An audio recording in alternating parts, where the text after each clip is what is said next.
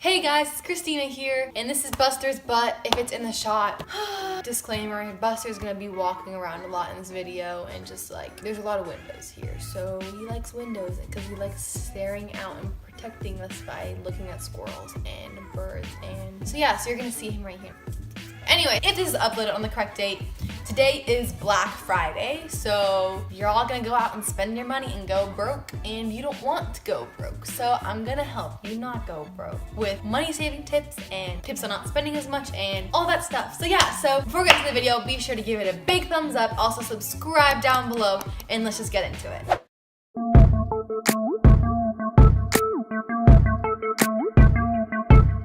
My number one tip is to shop in person. Now, shopping in person is much better than shopping online. And nowadays, everyone shops online. And I'm just curious, for Black Friday today, comment down below. Are you shopping in person? Are you shopping online? Are you gonna do both? Or are you just not gonna shop at all on Black Friday and just save yourself hundreds of dollars? Let me know in the comments, I'm interested. But anyway, shopping in person is super important because first of all, there's long lines and people don't like waiting in lines, especially anybody. No one does. So if you're like me, and you go into a store and you see a long line, you're gonna leave the store immediately and be like, yeah, no, this is not happening. I'm not gonna wait in this line. So again, you save money, you don't spend money there because you're just like, I'm not gonna buy it. So you just end up saving yourself some money. And also, again, like if you have clothes already and you see a long line and you're just like, I don't need this stuff, and you just kind of put it back, bam. Because the number one way to determine whether you want something or not is patience. Will you wait? Get it. Money, yeah, money kind of matters, but patience, if there's a super duper long line, probably won't want the item anymore. So yeah, and not only that, but when you shop in person, you hold the item, so you kind of get like an estimation as to how much you're actually buying. Because when you're online, you're just like, 7 things, it's not too much. When you're carrying 7 things, you're like, wow, this is a lot. I do not want 7 things, and you kind of probably won't buy as much if you're shopping in person because you're holding everything, you're getting a sense of it. Plus, when you're shopping in person, you might not like something, because if you order online and it arrives to you, it may look totally different than the picture, may feel totally different than you expected, and it may not fit you nicely, but you don't want to have to go through the hassle of returning it, spending that money, going through that time and returning it. So you might just convince yourself, you know what, I'll use it, right? Yeah? No, you won't use it. So in person, you're more likely to get a sense of what you actually like and what you won't like, so you're likely to buy less stuff, but it's just always a better option to do that. My tip number 2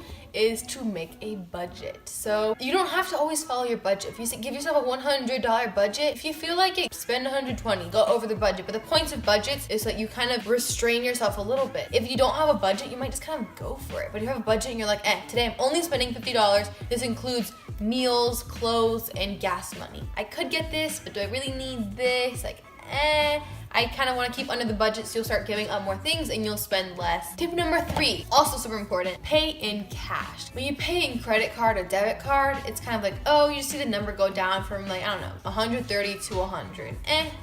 You're just swiping.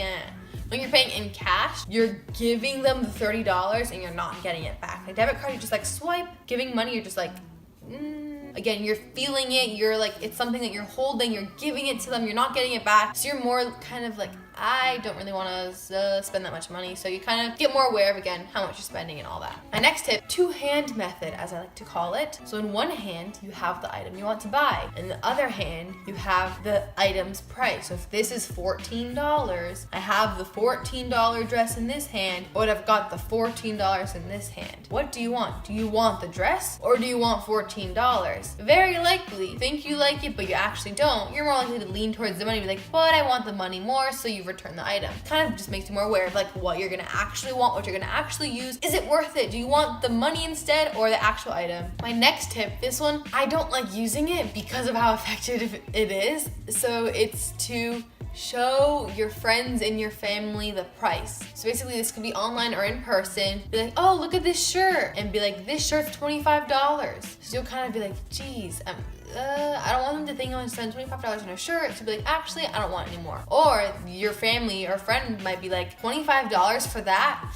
And you'll kind of be like, you know, peer pressured, like, maybe I don't want it. So it just kind of gets you to be a little more intimidated and be like, I don't want it. And yeah, I don't know how else to explain it. It's kind of confusing. My next tip is don't buy something, but instead put it in your savings. So if, for example, this happens to me all the time, I'm in school, I'm getting picked up at 4:30, but it's 3:45 and I'm really hungry hungry because that's where my hunger peaks, and there's vending machines and I want to go eat from them, and it's about $1, and if it's like $1 a day, that could amount to a lot of money at the end of a year. So instead of spending that $1, I go, you know what? I will hold it in. I will hold in my hunger and not buy that. Instead, I will get that $1 and you can put it in your savings, either like a saving jar you have in your room or just savings online with your debit credit card. So whenever you don't spend money on something, you put it in your savings. So in the future, you'll be like, let's see how much I've saved over not spending money. You'll be like, wow, I saved $50 this year in not buying snacks from the vending machine. I did this and it works. Another tip I have is to go back to whatever you want later. So maybe you're in a shopping trip and you're in person, you see a pair of gloves,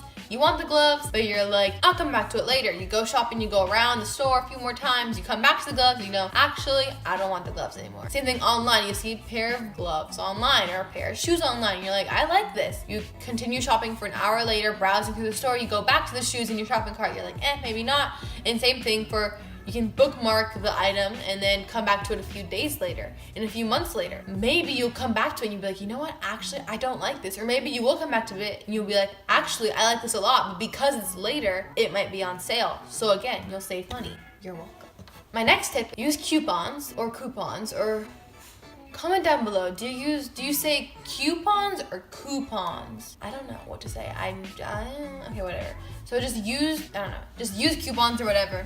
And although, yeah, obviously use coupons, download the apps, get all the coupons or whatever. But from the coupons, if perhaps you save 50 cents off a jug of milk, put those 50 cents into your savings. And then if you maybe save 50% off a $50 shirt, put those 25 into savings. And so all the money that you save from a coupon, pretend like you did spend it and just put it in like a savings jar, or put it in your bank account and like a savings thing or whatever. So this, again, it'll amount to a lot of money and be like, wow, from all these coupons, I saved $100. My next tip, this one, oh my gosh. When I first did this, I was like, why am I not a millionaire? Like, I feel like a genius with this tip. Basically, when you go out and eat with your friends or with your family or whoever it is, but you're paying for your own meal, don't order from the dinner menu, because the dinner menu, bigger portions, it's more expensive, all that stuff. Instead, ask for the lunch menu or order from the lunch menu, because those tend to be more regular sized portions, because you don't need a giant 50-pound steak for dinner. You just need maybe a little piece, you know? So